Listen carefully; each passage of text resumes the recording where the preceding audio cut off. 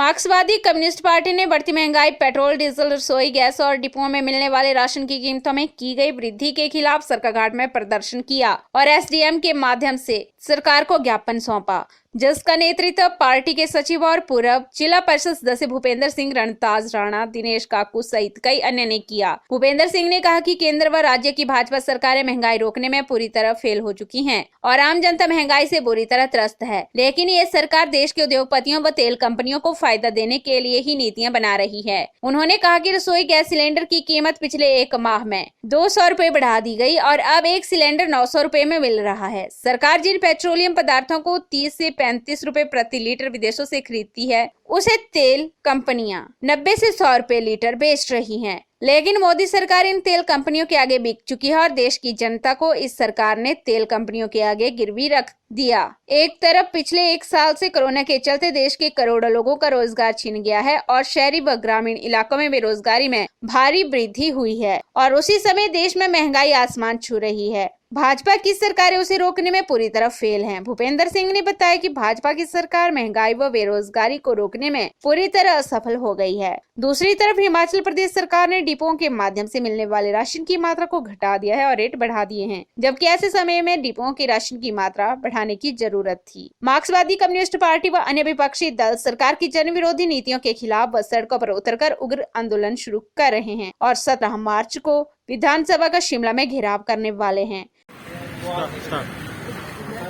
आज मार्क्सवादी communist party के आह्वान पर पूरे देश के अंदर ये जो केंद्र की सरकार है, जिस तरह से महंगाई बढ़ाने का काम कर रही है, उसके खिलाफ आज पूरे देश में धरने प्रदर्शन हो रहे हैं। जैसा कि सबको मालूम है कि ये जो मोदी सरकार जब सत्ता में आई थी, इसने 100 दिन में महंगाई करने का जो वादा जनता से किया था, मगर सत्ता में आने के बाद लगातार जो महंगाई है वो इस देश में बढ़ रही है और आज जो पेट्रोल है और जो डीजल है, जिसकी जो कीमतें हैं पूरी दुनिया के अंदर जो सबसे गरीब देश हैं उनसे भी ज्यादा, जैसे बांग्लादेश और पाकिस्तान से भी ज्यादा जो कीमतें हैं वो आज हिंदुस्तान में हो गई है।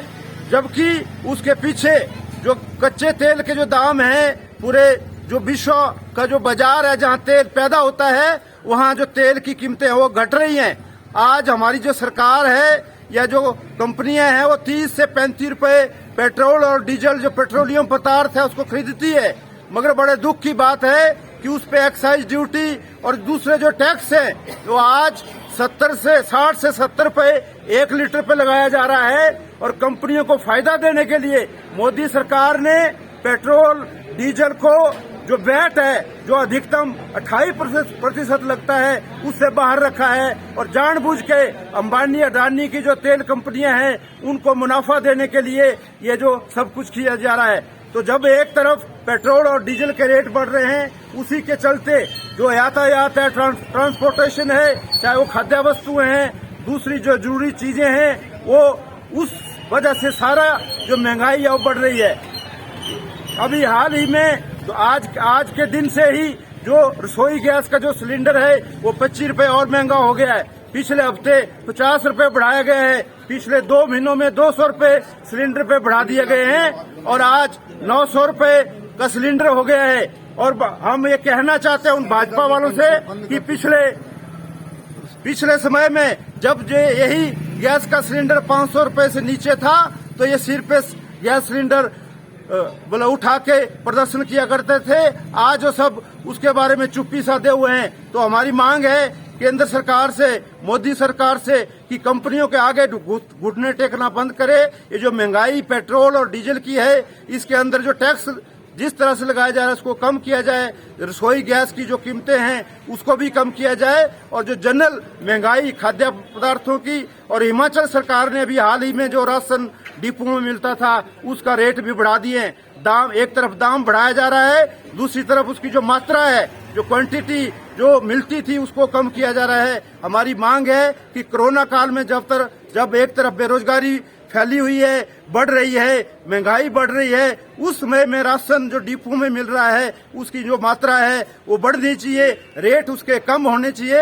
अगर ऐसा नहीं होता है तो हमारी पार्टी ने अभी तय किया है कि अभी 17 मार्च को जो हिमाचल विधानसभा के बाहर एक बड़ा प्रदर्शन किया जाएगा, रैली की जाएगी, घेराव किया जाएगा इस सरकार का जो लगातार महंगाई बढ़ाने का काम कर रही है। धन्यवाद। PI टीवी के लिए सरकाघाट से चमन ठाकुर की रिपोर्ट।